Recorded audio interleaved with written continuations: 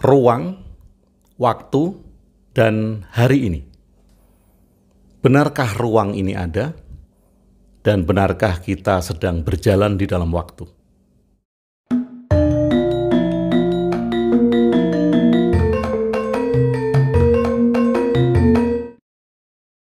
Sahabat Bahtera, banyak sekali yang mempunyai paradigma time is money. Waktu adalah uang. Waktu itu cuan. Kalau bahasa sekarang adalah cuan. Di mana-mana cuan. Yang dicari cuan. Lalu kalau ada sebuah bahasan yang tidak mendatangkan uang, tidak mendatangkan cuan, kadangkala kemudian dibilang, alah lupain aja, nggak ada cuannya. Beberapa diskusi-diskusi yang saya adakan, yang saya ajak untuk sahabat-sahabat yang mau untuk mengembangkan pola pikir, yang mau untuk berpikir kritis. Nah, mereka-mereka yang beraliran cuan ini bilang, ya ngapain diskusi kayak gitu? Nggak ada cuannya. Ya memang nggak ada cuannya, kita tidak akan mendapatkan uang. Kita tidak akan mendapatkan profit yang berhubungan dengan materi ketika kita bicara tema-tema seperti ini. Tema-tema ketuhanan, tema-tema kehidupan, tema-tema filsafat ruang, waktu. Nggak ada cuannya, nggak ada profitnya. Tapi, bagi saya ini merupakan sebuah fundamental yang penting, sehingga ketika kita memahami tentang ruang, kita memahami tentang waktu, otomatis kita akan memahami tentang uang. Tapi bukan cuan, uang. Sahabat Bahtera, kalau banyak orang berpikir bahwa time is money, waktu adalah uang, sehingga dia melakukan semua upaya untuk memanfaatkan waktu. Nah, ini saya katakan untuk memanfaatkan waktu agar produktif dan mendatangkan uang. Apapun kemudian dilakukan hanya atas dasar untuk memenuhi kegiatan-kegiatan dari waktu yang ada. Kalau ada orang yang lebih banyak menenangkan diri atau rileks di rumah, minum teh setiap pagi, makan camilan di depan rumah gitu sambil selonjoran, nonton TV, kadangkala dikatakan bahwa dia tidak bisa memanfaatkan waktu dengan baik. Bahkan dia akan rugi. Rugi kalau seseorang itu tidak bisa memanfaatkan waktu untuk produktivitasnya. Ini anggapan mereka. Sehingga orang-orang yang banyak santai itu dikatakan orang-orang yang merugi karena tidak dapat memanfaatkan waktu dengan bagus untuk mendapatkan uang. Sahabat, kalau kita melihat tentang alaminya kehidupan ini, tentang pergerakan-pergerakan yang alami, pergerakan yang tidak dipaksakan, pergerakan yang tumbuh, alami itu tumbuh. Tumbuhan itu mengalami pertumbuhan alami. Tidak bisa Anda tanam malam, kemudian besok pagi dia sudah tinggi 2 meter, kan nggak mungkin. Dia memerlukan waktu untuk tumbuh. Nah, bagaimana apabila kita mengikuti irama pertumbuhan alami ini? Kalau kita mengikuti pertumbuhan alami, tentu konsep waktu menjadi tidak berguna. Bukan time is money. Time is mine. Waktu itu adalah saya. Saat saya berpikir bahwa waktu itu di luar saya akan dikejar-kejar oleh waktu itu. Tapi kalau waktu itu adalah saya akan bisa mengatur segalanya, termasuk kegiatan, relaksasi, ketenangan saya yang tidak diburu-buru oleh waktu. Tapi sekali lagi repotnya karena kita sekarang sedang berada di tengah-tengah masyarakat industri, maka kemudian kita dihadapkan kepada pilihan-pilihan untuk mendatangkan uang atau tidak mendatangkan uang. Sebetulnya ini ironis, karena kita bergeser menjadi pribadi-pribadi industrial. bukan sebagai manusia lagi. Sahabat Patra, saya ingin mengajak kepada Anda semua untuk melihat kehidupan kita secara sederhana. Banyak yang mempunyai konsep tentang ruang dan waktu. Banyak yang berfilsafat tentang ruang dan waktu. Ruang adalah ini, itu, dan segala macam. Waktu adalah ini, itu, dan segala macam. Saya tidak ingin mengajak Anda semua untuk masuk ke dalam filsafat yang membingungkan. Saya juga tidak ingin mengajak Anda untuk membuat konsep tentang ruang dan waktu. Saya hanya ingin mengajak Anda untuk melakukan refleksi bersama-sama. Yang pertama tentang ruang. Saya berada di rumah. Kemudian mungkin sahabat yang mendengarkan ada yang di Depok, ada yang di Bogor, ada yang di Makassar, bahkan ada yang di Kuala Lumpur, ada yang di Singapura. Macam-macam. Dan ruangnya berbeda-beda. Mungkin bukan di rumah, ada yang di kafe, ada yang di jalan, ada yang sedang setir mobil, kemudian setel YouTube, dan segala macam. Yang menganggap kita sedang berada di ruang dan dibatasi oleh ruang ini siapa? Siapa? Perbandingannya demikian. Oke, kita berikan perbandingan sederhana. Kalau Anda bermimpi, ini saya cerita tentang mimpi lagi. Jadi kalau mau mendengarkan sedikit lebih banyak tentang mimpi, Anda bisa melihat video yang berjudul Rogo Sukmo, part 1 atau 2. Saya menyebut beberapa tentang mimpi. Nah, pada saat kita bermimpi, apakah kita benar-benar merasakan berada di dalam satu ruang? Walaupun Anda mengatakan bermimpi sedang berada di hutan, Anda bermimpi sedang berada di tempat yang bermacam-macam. Apakah Anda benar-benar merasakan berada di dalam satu ruang? Apakah di dalam mimpi tersebut Anda merasakan dibatasi oleh ruang? Coba Anda ingat kembali. Anda mungkin bermimpi di sebuah tempat. Taruhlah itu rumah Anda sedang bermimpi di rumah Anda.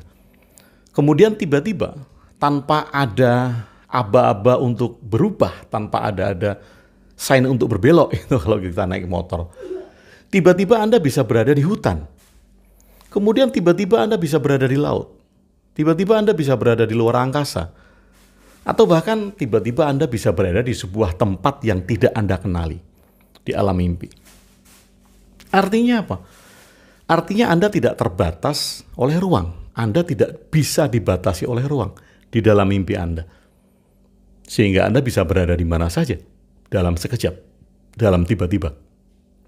Semuanya berubah, dan Anda tidak dibatasi oleh ruang. Kalau demikian, siapa yang membatasi terhadap kita akan adanya ruang ini? Tentu kalau saya sedang berada di sini, saya tidak bisa dengan tiba-tiba saya berada di Monas. Saya tidak bisa tiba-tiba kemudian saya berada di Jogja, saya berada di Surabaya, nggak bisa. Kenapa? Karena saya dibatasi oleh tubuh saya. Saya dibatasi oleh pikiran saya. Pada saat kita bermimpi, kita tidak dibatasi oleh tubuh dan pikiran. Kita sedang berkelana di dunia mental, yang di dalamnya tidak ada ruang. Nah, sahabat, selama kita menggunakan badan, masih mempunyai pikiran, kita tidak akan bisa lepas dari ruang. Kita tidak akan bisa melampaui ruang. Jadi apapun alasannya ketika ada orang yang bilang kita bisa melampaui ruang, bagi saya itu merupakan hal yang tidak mungkin. Karena kita mempunyai badan dan kita menggunakan pikiran.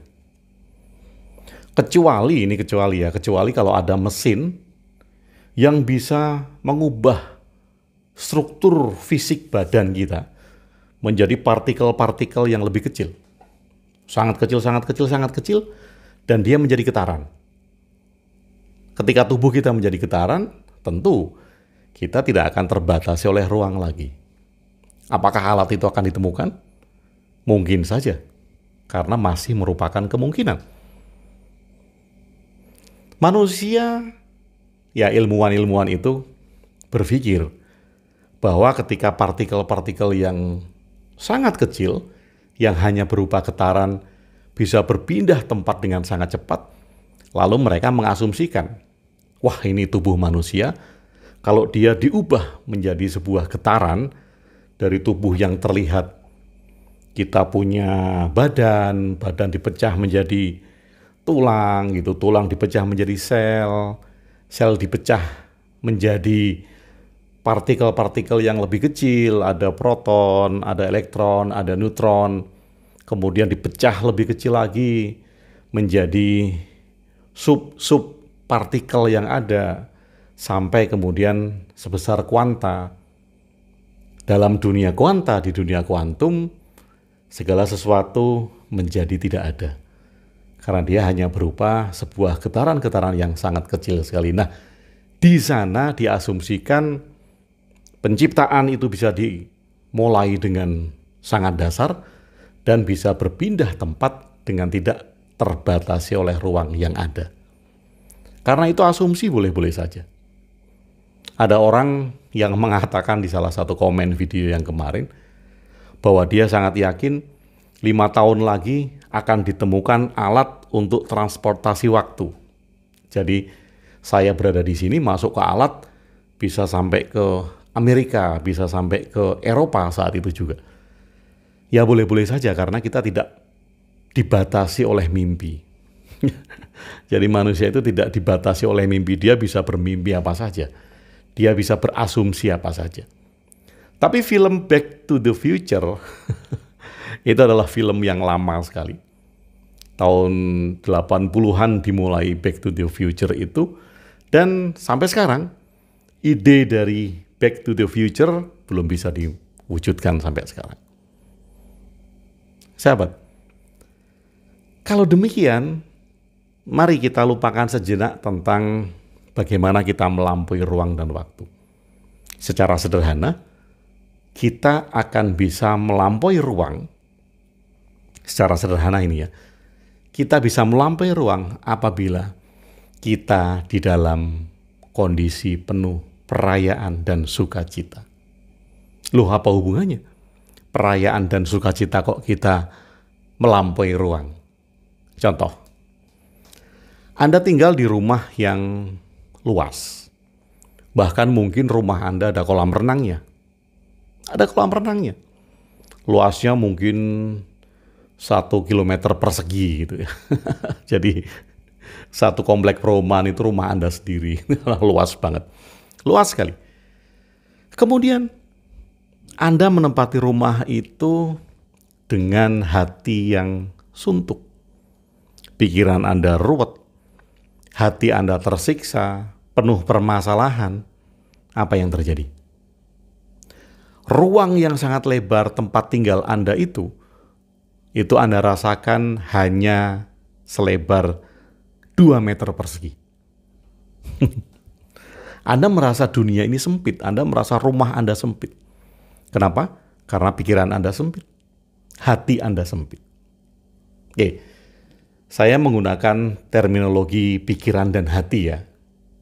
Walaupun pada dasarnya pikiran dan hati itu merupakan satu kesatuan. Jadi tidak terpisahkan. Misalnya kalau saya tanya, apakah betul hati itu ada di sini? Apakah betul ketika kita merasakan itu ada di hati, liver, atau di jantung?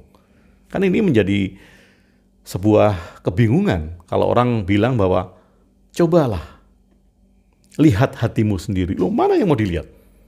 Apakah kita mau melihat liver atau kita mau melihat jantung? Kalau kita kemudian hati saya sedang memegang dada, hati saya sedang berdebar-debar, jantung saya sedang berdebar-debar. Nah, ini hati atau jantung? Pikiran dan hati pada dasarnya merupakan dua hal yang tidak terpisah. Dia satu. Ada kondisi ketika dia dikatakan pikiran dan ada kondisi ketika dia dikatakan hati. Mungkin yang sudah baca buku-buku saya akan sedikit paham bahwa pikiran dan hati merupakan hal yang tidak terpisah. Oke, kembali lagi. Rumah Anda luas, seluas-luasnya. Tapi kemudian pikiran Anda sempit, hati Anda sempit, Anda akan merasa berada di dalam ruang yang sempit. Tetapi sebaliknya, rumah Anda tidak terlalu lebar, sedang-sedang saja. Tapi Anda mempunyai pikiran yang sangat terbuka, mempunyai hati yang sangat lebar. Istilahnya hati Anda itu seluas samudra. Anda akan merasakan rumah Anda itu surga. Anda merasakan tempat yang Anda diami itu nggak sempit. Nah, kalau kita bercermin dari sana, artinya ruang itu diciptakan oleh asumsi pikiran kita sendiri. Ruang ini diciptakan oleh perasaan kita sendiri. Batasan-batasan itu ternyata bukan ada di luar. Batasan-batasan itu ada di dalam pikiran kita. Lalu, coba kita lihat semut. Kita lihat semut ya. Karena perbandingan kita manusia dan semut, besar dan kecil, maka kita bisa melihat kehidupan semut. Kalau kita melangkah dalam jarak 10 meter, kalau langkah kita setengah meter, artinya kita membutuhkan 20 langkah untuk mencapai 10 meter. Semut, untuk mencapai 10 meter, dia butuh berapa langkah? Tentu banyak sekali. Banyak sekali. Nah, kalau di dalam 10 meter kita melangkah itu bisa kita capai dalam waktu 20 detik, asumsinya satu langkah itu 1 detik. Kita mencapai 10 meter dalam waktu 20 detik. Pertanyaannya adalah, berapa lama waktu yang dibutuhkan oleh semut untuk mencapai 20 meter? Artinya di sini kita melihat bahwa konsep waktu antara kita dan semut itu berbeda. Dan ini hanya masalah cara pandang. Kita memandang waktu terbagi menjadi 1 hari, 24 jam, 1 minggu, 1 bulan, 1 tahun. Ini karena konsep kita sebagai manusia. Bagaimana dengan semut? Kalau kita melihat pergerakan semut yang lebih pendek-pendek daripada kita dalam menuju ke sebuah tempat, dalam mengukur panjangnya ruang, artinya mungkin semut ini mempunyai waktu yang lebih panjang atau dia mengalami sesuatu yang lebih lama dari kita. Contoh tadi, kalau kita mencapai jarak 10 meter hanya dengan 20 langkah dan itu 20 detik, semut bisa 10 menit, 20 menit untuk mencapai jarak 10 meter. Jadi konsep kita tentang waktu dengan semut saja sudah berbeda. Dengan burung juga berbeda. Dengan ular, dengan ayam, dengan sapi, dengan kambing, dengan tumbuhan, tentu sudah berbeda. Kalau kita hidup di hutan, kemudian kita tidak bermasyarakat atau tidak ada masyarakat industri seperti sekarang. Kita hidup di hutan, makan di hutan, kemudian berlaku dan bertindak di hutan. Kita tentu tidak akan mengatakan bahwa ada seminggu kemudian, ada sebulan kemudian, ada setahun kemudian. Yang kita kenal adalah hanya hari ini. Kita membuat janji karena konsep yang kita bikin sendiri, yang dibikin oleh manusia tentang waktu. Kita bertemu 3 hari lagi, kita bertemu 7 hari lagi. Bulan depan kita melaksanakan ini, membuat rencana dalam waktu-waktu yang berada di dalam konsep manusia. Ada tahun baru, ada bulan puasa, ada bulan lebaran, ada hari-hari besar yang lain. Karena konsep waktu, dan kita yang membuat konsep waktu itu. Kalau sekali lagi, kalau seperti tadi kita hidup di hutan, kita tidak mengenal seminggu kemudian, kita tidak mengenal bulan depan, kita tidak mengenal tahun baru, kita tidak mengenal hal-hal yang baru di dalam waktu. Yang kita kenal adalah hari ini. Saat kita tidur, kemudian buka mata, yang ada adalah hari ini. Besok lagi juga demikian. Mungkin mencangkul, mungkin bercocok tanam, mungkin mencari makan, kemudian tidur, buka mata, hari ini yang ada. Berkegiatan, tidur, buka mata, hari ini yang ada. Sahabat Bahtera, kalau konsep waktu dan ruang ini hanya ada di pikiran kita dan ada di dalam konsepnya kita sebagai manusia, maka di sini kita bisa belajar dan bisa melihat bahwa sesungguhnya kita adalah abadi. Yang akan rusak, yang akan musnah, yang punya umur untuk aus, untuk usang adalah tubuh kita. Benda-benda ini, segala sesuatu yang ada di sini, semua punya umur untuk musnah. Sebetulnya juga bukan musnah. Dia hanya didaur ulang. Tubuh kita juga bukan musnah. Iya kan? Saat tubuh kita usang, kita dikubur dalam tanah atau dibakar, kita hanya menjadi bentuk yang lain. Dan kita tidak musnah. Kita terurai kembali menjadi partikel-partikel yang kecil. Dan kalau itu di dalam tanah, partikel itu akan kembali menjadi sumber-sumber alami kehidupan. Dia bersatu dengan tumbuhan, tumbuhan nanti dimakan oleh hewan, hewan dimakan oleh manusia, dan itu berlangsung terus-menerus. Jadi tidak ada yang musnah, dan tidak ada yang berhenti di sana. Kalau kita melihat ini, kita bisa melampaui dari semua ketakutan-ketakutan kita akan hari kematian dan kehidupan setelah kematian. Apa yang kita takutkan? Karena semuanya hanya bergerak menuju kehidupan yang baru, daur ulang yang baru, tetapi kehidupan itu sendiri tidak akan pernah putus dan tidak akan pernah berhenti. Kita sedang berekspansi, sama seperti alam semesta yang sedang berekspansi.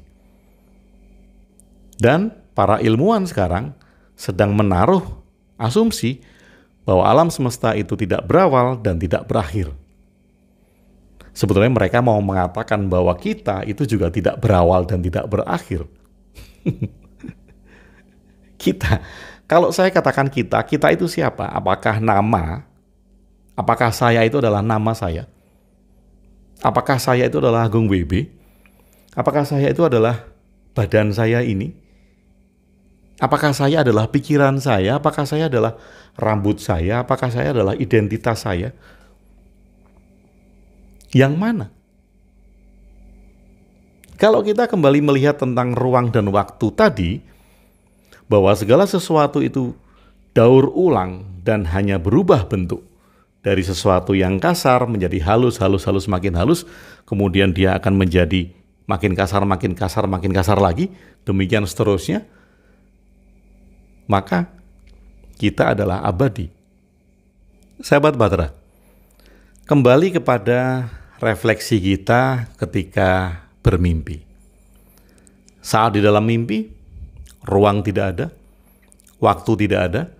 Anda tiba-tiba bisa berada di sini, bisa berada di sana, bisa berubah bentuk menjadi ini dan itu. Bahkan mungkin Anda tidak mengenali saat bermimpi itu Anda jadi siapa. Anda hanya merasakan dengan sangat tentang peristiwa di dalam mimpi, tetapi Anda lupa Anda sedang jadi siapa di mimpi itu. Beberapa orang yang ingat kadang dia bermimpi sebagai wanita kalau aslinya pria. Dia bermimpi sebagai pria kalau aslinya wanita. Jadi di alam itu kita tidak terbatas oleh ruang atau wujud dan oleh waktu. Dan siapa dari Anda, ini refleksi kembali, siapa dari Anda yang pada saat bermimpi ingat Tuhan? Mungkin kalau Anda bermimpi berdoa, ya mungkin Anda bermimpi berdoa. Tetapi ketika Anda bermimpi jatuh dari gunung ke jurang gitu, Anda bermimpi ditabrak oleh kendaraan, Anda bermimpi sedang meninggal, Anda bermimpi sedang melakukan kegiatan-kegiatan yang berbahaya, Tuhan ada di mana? Apakah Tuhan ada di dalam mimpi Anda? Kalau kita menyadari sekali lagi bahwa ruang dan waktu itu hanya sebatas apa yang kita ciptakan di dalam pikiran, tapi tentu saja sepanjang kita masih hidup, selama kita masih hidup, kita tidak akan bisa melampaui itu karena kita terbatas oleh badan fisik kita. Kalau kita membebaskan diri dari ruang dan waktu tersebut, dan kita hanya berupa partikel-partikel kecil yang siap berdaur ulang atau siap menjadi bentuk-bentuk yang lain, lalu Tuhan ada di mana? Apakah Tuhan ada pada saat ruang dan waktu itu sirna? Apakah Tuhan masih bersama Anda ketika ruang dan waktu itu sirna? Jangan-jangan Anda adalah Tuhan itu sendiri. Tuhan yang sedang terjebak di dalam ruang dan waktu. Sehingga ketika Tuhan terjebak di dalam ruang dan waktu, Tuhan bermimpi menjadi manusia. Semoga bermanfaat. Terima kasih sudah bersama saya Agung WB di Ruang Diri. Salam cinta dan bahagia.